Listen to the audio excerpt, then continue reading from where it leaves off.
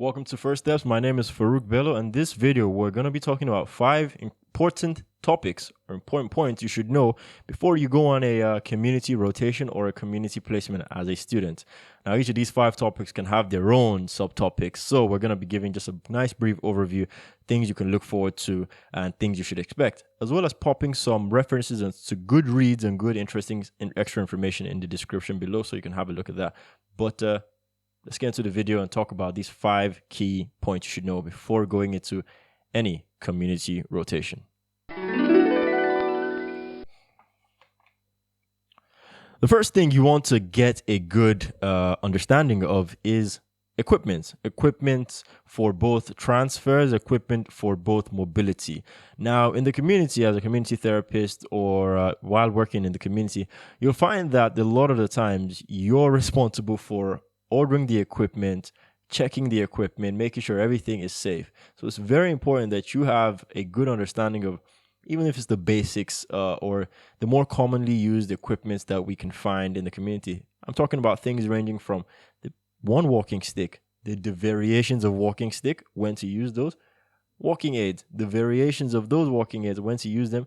We'll go down to transfer, things such as banana boards, Sarah Steadies, rotundas, hoists. Now, as a university student, they most likely get taught most of these and how to use them while in uni. But sometimes there are other things that I've found out even till this day. Sometimes I used to still work in community and I'll see, I haven't really come across that personally too many times in my career. But these are the things you should familiarize yourself with and how to use them. Now, there's no issue asking for help and saying, putting your hand up and saying, I'm not very familiar with this equipment. Can someone else show me how to use this? Because the last thing you want to do is do it wrong or start taking gambles, unnecessary risks. So getting a good understanding of the variety of equipment is a very, very important consideration before you go on any community rotation, because you will find yourself meeting with new equipment, how to use them, when to use them, and do you need more than one person to use these equipment? That's very vital as well. But that brings us into number 2. The second thing you should be knowing before you go into any rotation is have a good understanding of falls. Now, for those who work or know about home first therapy or urgent care, urgent responses, quite a large population of us have falls. Now, I'm not going to get into Batman sentiment as why do we fall so we can stand up, but knowing how to stand up from a fall is actually quite a good, interesting topic you should know. Now, falls itself, as I said, can be a whole other video in itself, breaking down the different levels and multifactorial elements of a fall, which we probably will do if people want to see that. But having a basic understanding and not chucking every single person who falls into the category of, well, they're older now, so therefore they're gonna fall. It's all right. That's lazy thinking, okay? If I'm being honest, because there are multiple reasons. Now, you can't age. As you age, is a very good correlation between increasing age and increasing falls, or even increasing injuries from a fall. But you also have to consider other factors that can lead to a fall, such as sight. Some people have poor sight. Can you recognize and say, okay, I think your sight is a bit one of the issues. What do we do next? Can we get you to an optometrist? That's one thing. Mechanical, it could be mechanical. Look, someone's environmental assessments are very also key. How to go walk into a house, walk into a home, walk into any environment, and then gauge and see what else poses a risk here that can be false. It can be things such as pets. People don't often look at this, but pets have their upsides, emotional and everything, but they can also pose falls risks. If you have the dog runs into your knee, you're going to fall. There's no doubt about that. At any age, I've met people who dog runs into you will fall at a very young age. So pets, equipment, cluttered house. Is it cluttered? What can you do to help reduce that? Do you have rugs? Do you have carpets that are not stuck to the floor? These little things, and we don't think about them too much on a daily basis because you're thinking, well, these aren't massive issues for me. But someone who is 80 years old and already having other morbidities, this can be a huge factor, can easily make you fall. So having a good understanding of what the many things that can make someone fall is very important, and not limiting yourself to just in one box thinking. Because again, pop another thing, balance. Balance is a very crucial one. How good is your balance? And that can vary from, is it a true balance issue, meaning coming from the inner ear, the brain? Is it relating to another thing? Is it medication? So as again, this can be a very wide topic, but have that to consider, which will bring us to the third thing you should be considering is your own limitation. Now, in the community, you will find yourself working alone a lot of times. Lone working is part and parcel of community working, meaning you're going to be working, you're going to be driving on your own, you're going to be seeing a lot of patients by yourself. But understanding where your own limitations lie and end is very important, and when to ask others for help at any level, be it 7, 6, 8, 9, 5 students, is very crucial, because the last thing you want to do is find yourself in a situation that could have been avoided, but all you had to do was ask for another colleague. Can you join me? And that's why you work in teams with other people, which I won't get into now. You can ask assistance. Recognizing is half the battle of knowing, maybe for my safety, maybe I don't go here alone. Maybe I go with a colleague. Maybe I go with someone else. Ooh, it sounds like this person might need double for multiple reasons. Overweight, you just need more assistance. You don't want to put yourself at risk. If you get injured, you only have yourself to blame if you're doing something you really should have been doing with 2 people. This is a very big consideration, and a lot of people might struggle with this initially.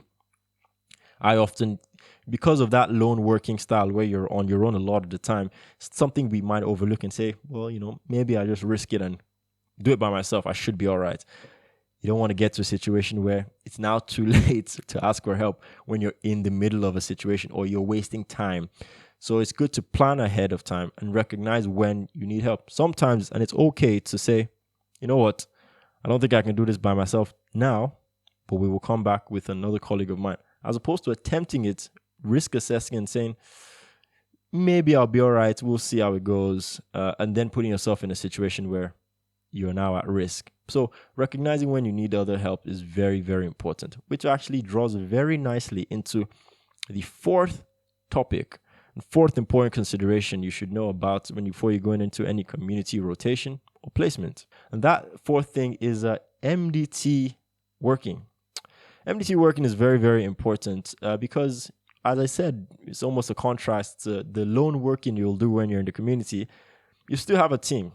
Now, in my team, when I was a community, we had physios, OTs, therapy assistants, and more. But that's mainly the core in most teams you'll find. However, that's not the end of it, okay? But I'll get into that in a second. With that 3, you need to recognize, when do you need an OT help? When do you need when do you know your own scope of practice and saying, okay, I might need to bring in the OT here now? Or when do you say, actually, maybe a therapy assistant might be more appropriate so I can use my time for something else?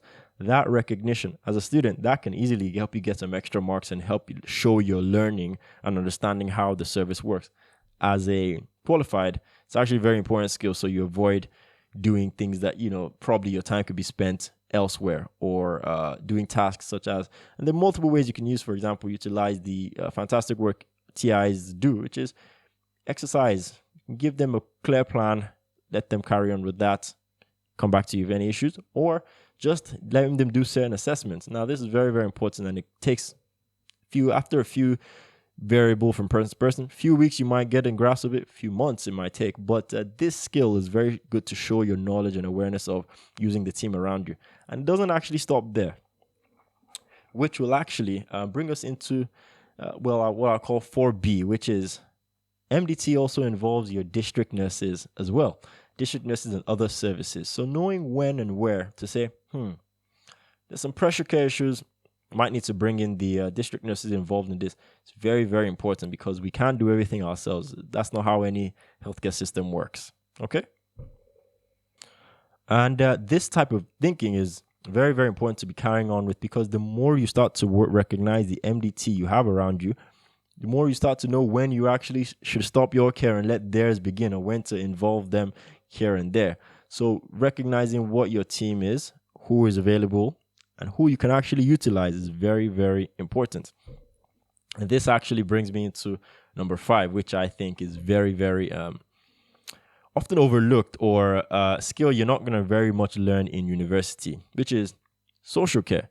Working with other, not in terms of external, I mean, that are not directly linked into your team. Big one is social services. Now, in the community, you will find yourself working with social services quite a lot. And having the idea of the different pathways, for example, D2A, discharge to assess, what that means, where someone is potentially going. What are you assessing for? Are you assessing for them to go back home, go to a care home? Are you assessing for this? How do you liaise with social services? Because I can tell you right now, I have had a lot of conversations with social workers over my year in the community, ranging from things such as, how is this patient doing? Is this person okay to go home now? Do they need more care? These are the type of things that you have to make that clinical decision to say, well, actually, you are trying to get them to down to 1 care a day, but currently they're at 4. I don't think it'll be realistic based off their mobility needs and things like that to give them 4. So you have to be able to negotiate and just tell them what your own clinical thinking is. It's not really negotiation in terms of, oh, can you give them? You just tell them what your own personal, clinical, professional opinion is.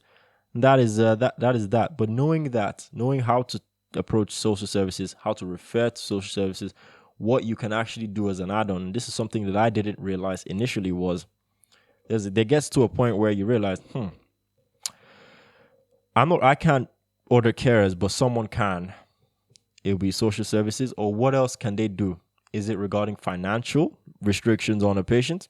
How do you get social services involved? Just knowing that, and as well as that is other services. Social services was one I focused on because it's quite a big one. You have other services that you should know about, but that can become another video. Referrals to podiatry, weight management. These are all things you should have a good understanding of what services your trust, and it varies trust to trust, what your services offer to help you to make sure you're going above and beyond for each patient you see. Now, this is a very, very brief 5-point topics. We can do another list of 5 things because there are many things you need to know, but this for me was things I feel any new person to the community should have a good understanding of before adding layers on top of everything. If you feel I missed something, you can leave them in the comments, or you can send us a message at PM First Steps to say, oh, what about this? And we might consider make another video about it. Or if you have any specific placements or rotations you want us to cover and you think, oh, you have that coming up soon, can you give me some advice about it? Make a whole video about it, all right? Hopefully you enjoyed that video. Check the description for any more resources we might pop down there, or check out Twitter or Instagram and you might see what you're looking for. Okay, take care. Have a lovely day. Bye-bye.